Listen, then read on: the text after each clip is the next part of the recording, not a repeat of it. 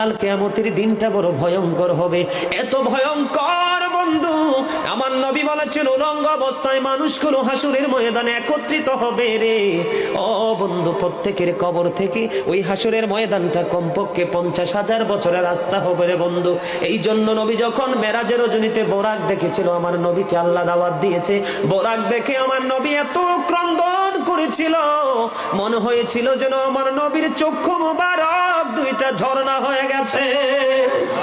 এই যুবক, কাল কিয়ামতের দিন এত ঘামবে রে, কেউ মাজা পর্যন্ত, কেউ নাভি পর্যন্ত, কেউ বা আবার পুরো শরীর বন্ধু ঘামের নিচে ডুবে থাকবে, আবার মাথার মগজ টকবক টকবক করে উতরাইতে থাকবে রে। আল্লাহ বলেছেন লা ইয়ামুতু, people will not die that day, সেদিন মানুষ আর মরতে পারবে না। আল্লাহ বলেছেন ফিহা ওয়ালা ইয়াহইয়া, people will not be able to live that day.